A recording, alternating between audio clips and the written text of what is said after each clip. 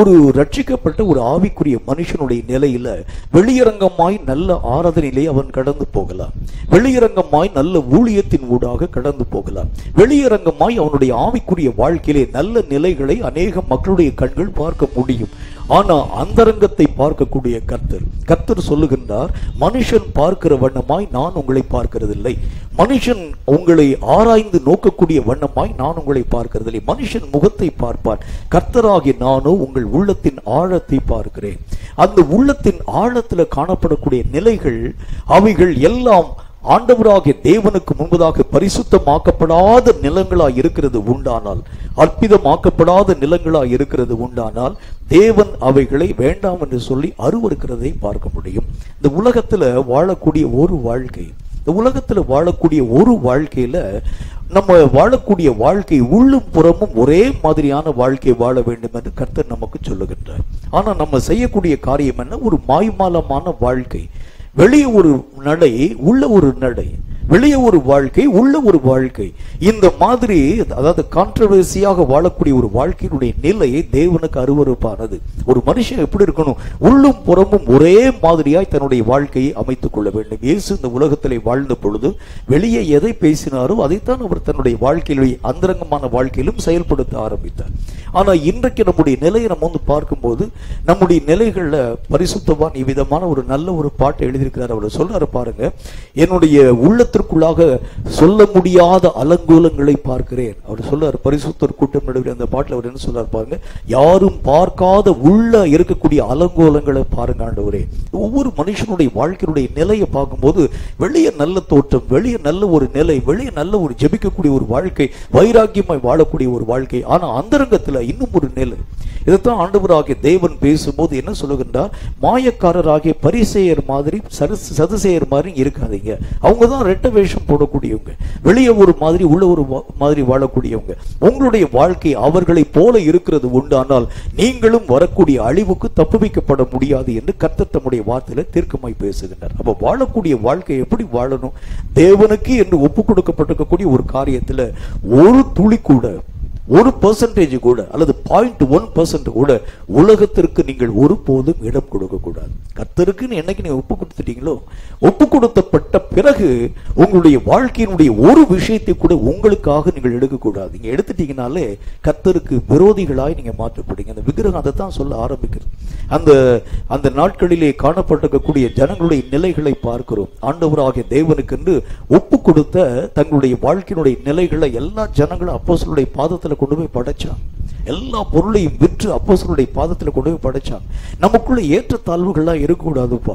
எல்லா ஜனங்களும் ஒரே நிலையிலே காணப்பட வேண்டும். ஆனா நம்முடைய ஐக்கியத்துல பார்க்கணும், ஒரு பக்கம் பார்த்தா நிறைய அதாவது லக்ஸூரியஸா வாழக்கூடிய மக்கள் இருக்கிறாங்க, ஒரு பக்கத்துல பார்த்தா காசுக்கு வழி இல்லாம ஒரு வேளை சாப்பாட்டுக்கு அடுத்த வேளை சாப்பாட்டுக்கு வழி இல்லாத ஒரு மக்களாய் வாழ்க்கை வாழ ஆரம்பிக்கிறாங்க. ஆக இந்த நிலை நமக்குள்ள இருக்கக்கூடாதுங்கிறதுனால எல்லாரும் உங்களுடைய பொருளை உடைமை எல்லாம் எங்களுடைய பாதத்தில் கொண்டு வந்து கொடுங்க, நாங்க எல்லா விதமான மக்களுக்கும் சரிசமமாய் நாங்கள் பங்கிட்டு கொடுக்கின்றோம். எல்லாரும் கொண்டு வந்து கொடுத்தாங்க. ஆனா அனனியா சப்பீரால் என்ன செஞ்சாங்க பாருங்க, தங்களுக்காக ஒரு பங்கை மட்டும் வஞ்சித்து தங்களுக்கு உரிய காரியங்களை எடுத்து வச்சுக்கொள்ள ஆரம்பிச்சாங்க. இதுக்கு பேர் என்ன சொல்றாங்க அப்படின்னா, அவங்க செஞ்சது பெரிய தப்பெல்லாம் கிடையாது, ஆனால் கர்த்தருடைய பார்வையில் மாய்மாலமான வாழ்க்கை அருவருப்பு. ஒண்ணு செஞ்சா முழுசா செய், இல்லாட்டி செய்யாத. பேசாம நீ வாட்டுக்கு ஒன்று கொடுக்காம போனா உன்னை யாரு கேட்க போறா? நீ வாட்டுக்கு செய்யாம போன உன்னை யாரு கேட்க போறா? இல்லைங்க நான் என்னுடைய நிலத்துல நான் கொடுக்க மாட்டேன், என்னுடைய பொருள் எல்லாம் கொடுக்க மாட்டேன், யாரு கேட்க போறா? அப்போஸ்தலர்களை உங்களை வாலண்டியரா அவங்க பிடிச்சு நீங்க கட்டாயம் கொடுத்து தான் ஆகணும், யாரும் கேட்க போறது இல்லை. கொடுக்கக்கூடிய நிலைகள்ல நீங்க வரக்கூடிய நேரத்துல என்ன செய்றீங்க? மற்றவனுக்கு முன்பதாக கர்த்தரை நீங்கள் ஏமாற்ற ஆரம்பிக்கிறீங்க. முழுசும் கொடுத்தது மாதிரி கொடுத்துட்டு 1% நீ உனக்காக எடுத்து வைத்துக் கொண்டால் கூட தவறு என்று கர்த்தர் சொல்லுகின்றார். ஒரு பங்கு உனக்காக நீ வாழ்ந்தால் கூட, நீ என்னைக்கு கர்த்தருக்கு முழுசுமா ஒப்பு கொடுத்துட்டேயோ, ஒரு பகுதியை, ஒரு பங்கை, ஒரு காரியத்தை, ஒரு பிஞ்ச், ஒரு இன்ச்சு, ஒரு இணுக்கு அளவு உனக்காக நீ எடுத்து வைத்துக் கொண்டாலும் அது தேவ பார்வையிலே குற்றம் தான். நீ என்றைக்கு ஒப்பு கொடுக்காம இருக்கக்கூடிய வரைக்கும் முழுசும் உனக்காக நீ வாழ்க்கை வாழலாம், தப்பு ஒண்ணும் இல்லை. ஆனா ஒப்பு கொடுத்துட்டு நீ இந்த ஒரு காரியத்தை உனக்காக நீ கவலைப்படுகிறாய், உனக்காக ஜெபிக்கிற, உனக்காக வாழ்ற, உனக்காக ஆள்ற, உனக்காக வேதனைப்படுற, உனக்காக நீ காரியங்களின் ஊடாக கடந்து போற, உனக்காக நீ உனக்காக உன்னுடைய நினைவுகளை பற்றி நீ யோசிக்க ஆரம்பிக்கிறாய், உன்னை பற்றி நீ தியானிக்க ஆரம்பிக்கிறாய் என்று சொன்னாலே அதில் இருக்கக்கூடிய ஒரு பகுதி ஆண்டவராகிய தேவனுக்கு விரோதமாய் காணப்பட்டாலே ஒட்டு மொத்தத்தையும் தேவன் தூக்கி எறிகிறேன்னு சொல்றார். அதுதான் வேதம் நமக்கு வலியுறுத்தக்கூடிய ஒரு வார்த்தை. இது எது நமக்கு இந்த மாதிரியான ஒரு காரியத்தை சொல்லுகிறது? இந்த எருசலேம் ஆலயத்துல எத்தனை பரிசுத்தவான்கள் போய் ஆராதனை பண்றாங்க. இந்த எருசலேம் ஆலயம் எதற்காக கட்டப்பட்டது? ஆண்டவராகிய தேவனுடைய பரிசுத்தம் உள்ள வார்த்தையின்படியே அந்த தீர்க்கதரிசியாகிய தாவீது தன்னுடைய வாழ்க்கையில் ஒரு பெரிய ஒரு தரிசனம் ஒன்று பார்க்கிறார். அந்த ஆலயம் எப்படி இருக்க வேண்டும் என்கிற ஒரு பெரிய ஒரு தரிசனத்தை கர்த்தர் அவருக்கு காண்பிக்கின்றார்.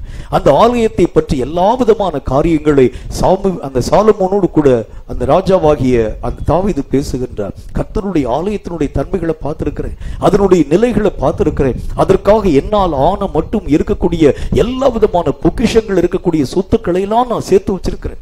வெள்ளியில எவ்வளவு, தங்கத்துல எவ்வளவு, அதன் பின்பதாக பசும் பொருள்ல எவ்வளவு, அப்புறம் வெண்கலத்துல எவ்வளவு, இப்படி என்று சொல்லி பல விதமான காரியங்களை நான் சேகரித்து வச்சிருக்கிறேன். எனக்கு முடிஞ்ச அளவுக்கு நான் சேர்த்து வச்சிருக்கிறேன். இந்த ஒரு காரியத்தை பயன்படுத்தி தேவன் எனக்கு காண்பித்த அந்த மாதிரியை நான் உனக்கு கற்பித்து தருகிறேன், அதன்படியே நீ போய் கட்டுன்னு சொல்ற. கட்டப்பட்ட அந்த ஆலயம் கர்த்தருடைய ராஜ்யத்திலே, பரலோக ராஜ்யத்திலே காணப்படக்கூடிய பரலோகத்தினுடைய ஆராதனை மாதிரியினுடைய முறையாக காணப்படக்கூடிய ஆலயத்தின் மாதிரி அதுதான் கட்டுறாரு.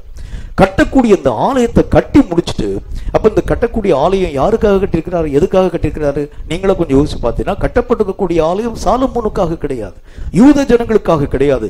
கர்த்தர் வாசம் பண்ணக்கூடிய ஆலயம், கர்த்தருக்கு ஒப்பு கொடுக்கப்பட்ட ஆலயம். ஒப்பு கொடுக்கப்பட்ட ஆலயத்துல அதுல உள்நடையில கொண்டு போய் விக்கிரகத்தை வச்சேன்னா தேவன் அதை பார்த்து அருவருப்பாரா அருவருக்க மாட்டாரான்னு யோசிச்சு பாருங்க. நீ ஒப்பு கொடுக்காம எந்த ஒரு பில்டிங் கட்டினா அது வேற விஷயம். ஒரு வீடு கட்டுற, ஒரு கட்டடம் கட்டுற, ஒரு ஹோட்டல் கட்டுற, ஒரு ஏதாச்சும் ஒரு பொருளை நீ உனக்காக தேர்ந்தெடுக்க ஆரம்பிக்கிற, தப்பு ஒன்றும் இல்லை, எந்த ஒரு பிரச்சனை இல்லை.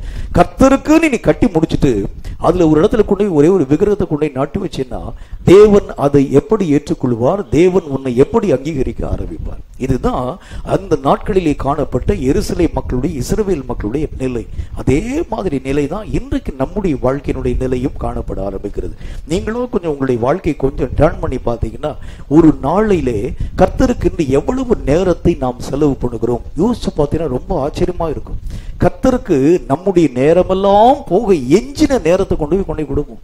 எல்லாம் நமக்கு உண்டான வேலையெல்லாம் பார்த்து முடிச்சுட்டு, நமக்கு உண்டான சாப்பாட்டுக்குரிய வேலை, நமக்கு உண்டான குளிக்கக்கூடிய வேலை, வெளியே போய் மார்க்கெட்டிங் போகக்கூடிய வேலை, வாங்கக்கூடிய வேலை, பொருளை பயன்படுத்தக்கூடிய வேலை, எல்லா வேலையும் முடிச்சுட்டு கடைசியில் கொண்டு போய் கொஞ்சோண்டு கொண்டு போய் கர்த்தரை கொண்டு போய் கொடுக்கறது. கர்த்தர் அதை பார்த்து என்ன சொல்லுவோம்? உன்னுடைய பலி எனக்கு எதுக்குப்பா? நீ உன்னுடைய வாழ்க்கையை எனக்குன்னு ஒப்பு கொடுத்தீங்கன்னா முழுமையும் எனக்கு ஒப்பு கொடுத்துட்டு அதுல 1% நான் எடுத்துக்கலாமா ஆண்டவரே, நான் செலவு பண்ணாமன்னு கேட்டா பரவாயில்ல. நீ எல்லாத்தையும் உனக்காக பயன்படுத்திட்டு கொஞ்சோண்டு நேரத்தை நீ எனக்காக கொண்டு போய் கொடுத்தால் அதை வைத்து நான் என்ன செய்ய போறேன்னு கர்த்தர் கேட்க மாட்டாரா? அதுதான் கர்த்தர் நமக்கு சொல்லுகின்ற அந்த விக்கிரகம் என்ன சொல்ல ஆரம்பிக்கிறது? நம்முடைய வாழ்க்கையிலே உழைக்கிறதுக்காகத்தான் தேவன் நம்மை உருவாக்கி வச்சிருக்கிறார். இந்த உலகத்திலே காணப்பட்டிருக்கக்கூடிய நிலைகளிலே நம்ம சரியாக வாழ்க்கை வாழ்றதுதான் கர்த்தர் நம்மை பயன்படுத்தி வச்சிருக்கிற விக்கிரகம் நம்மளை சொல்லுது. ஆனால் கர்த்தர் சொல்லுகின்றார், தேவனாகிய கர்த்தருக்கு ஒப்பு கொடுத்திருக்கக்கூடிய எந்த ஒரு பொருளின் மேலும் உனக்கும் எனக்கும் ஒரு அதிகாரம் இல்லை. முதல் காரியம் புரிஞ்சுக்கோங்க. ஒரு காணிக்கையை நீங்க கர்த்தருக்குன்னு கொடுத்துட்டீங்கன்னா இந்த காணிக்கையில ஒரு பைசாவை கூட எடுக்கிறதுக்கு உனக்கு எனக்கு அதிகாரம் கிடையாது, கர்த்தருக்குரியது. ஒரு ஆலயத்தை கர்த்தருக்குன்னு கொடுத்தீங்கன்னா இதுல ஒரு பொருளையும் உனக்கு எனக்கு எடுத்து பயன்படுத்துறதுக்கு நமக்கு அதிகாரம் கிடையாது. இந்த ஆலயத்தில் காணப்படக்கூடிய எல்லா விதமான பணி மட்டும் கர்த்தருக்குரியது. இதுல யாருக்கும் எந்த விதமான பங்கு கிடையாது. இது என்னுடைய, நான் வாங்கி இருக்கக்கூடிய ஃபேனை, நான் வாங்கி இருக்கக்கூடிய அந்த புல்பிட்டு நான் வாங்கி, அது கிடையாது. என்னைக்கு நீ கர்த்தருக்குன்னு கொடுத்துட்டியோ இனி அதுல எல்லா விதமான காரியமும் கர்த்தருடையவைகள். அதுல ஒன்றையாகிலும் எடுத்து நீ உனக்காக பயன்படுத்துகிறது உண்டானால் தேவனாகிய கர்த்தர் இனி அவைகளை கர்த்தருக்கு பயன்படுத்தினால் அதை ஒருபோதும் ஏற்றுக்கொள்ள மாட்டார். அதைத்தான் வேதம் நமக்கு சொல்லுகிறது. ஆண்டவராகிய தேவனுடைய சமூகத்துல ஒரு முறை ஒரு சீஷன் ஒருவன் கடந்து வருகின்றான். இந்த சீஷன் கடந்து வரக்கூடியவன் அவன் அவரை பார்த்து கேட்கின்றான், ஆண்டவரே, எங்க அப்பா இறந்து போயிட்டாரு, முக்கியமான ஒரு காரியம், முக்கியமான ஒரு நேரம், அப்பா இறந்து போயிட்டாருன்னா கட்டாயம் பிள்ளையினுடைய நிலை என்ன அப்படின்னா உங்களுக்கே நல்லா தெரியும். அந்த காலத்தினுடைய முறைகள் இந்த காலத்தினுடைய முறைகளும் கூட தகப்பனுடைய இறந்த வீட்டுல தகப்பனுடைய அடக்கம் வரைக்கும் அவன் கூட இருக்கணும், அதுதான் முறை. இந்த மனுஷன் கேட்கிறான், எங்க அப்பா செத்து போயிட்டார் ஆண்டவரே, நான் போயிட்டு அவருக்கு அவருடைய உரிய அந்த முறைமைகள்லாம் செஞ்சுட்டு நான் பின்பு வந்து உங்களை நான் பின்பற்றலாமா என்று கேட்கிறார். இயேசு கிறிஸ்து என்ன சொல்லியிருக்கணும்? முறைகள் அவருக்கு தெரியும். மனுஷனுடைய முறைமைகளை பற்றி இயேசுவுக்கு நல்லா தெரியும். ஒரு தகப்பனுக்கு செய்ய வேண்டிய கடமை ஒன்று இருக்கிறது. தகப்பனுடைய பிள்ளைகள் தகப்பனுக்கு என்னென்ன காரியம் செய்யணும் கர்த்தருக்கு தெரியும். என்றாலும் அவர் சொல்லுகின்றார், அவன் சீஷனாய் இருந்தபடினால். சீஷனா என்ன அர்த்தம்? கர்த்தருக்கு என்று அவன் தன் வாழ்க்கை முழுவதும் ஒப்பு கொடுத்தவன். அவன் சீஷனாய் இருந்தபடியினால் அவனை பார்த்து கர்த்தர் சொல்லுகின்றார், முன்பு போய் உன்னுடைய தகப்பனை அடக்கம் பண்ணி கொண்டு வர வேண்டும் என்று கேட்கிற பார்த்தியா? மரித்தோரை தங்கள் மரித்தோர் அடக்கம் பண்ணட்டும், நீ என்னை பின்பற்றுவான்னு சொல்றாரு. அப்போ முதன்மை என்ன அப்படின்னா, கர்த்தர் தான் முதன்மையை தவிர உலகத்திலே காணப்படும் வழிபாடுகளும் எந்த விதமான காரியம் நமக்கு முதன்மை இல்லை. நீ ஒப்பு கொடுத்த பிறகு, ஒப்பு கொடுக்காம இருக்க வரைக்கும் நீ என்ன செஞ்சுட்டு போகலாம், அது வேற விஷயம். நான் கர்த்தருக்குன்னு ஒப்பு கொடுத்துருக்கிறேன். இங்க வந்திருக்கக்கூடியவங்க எல்லாரும் ஒப்பு கொடுத்துட்டு தான் வந்திருப்பீங்க இல்லையா?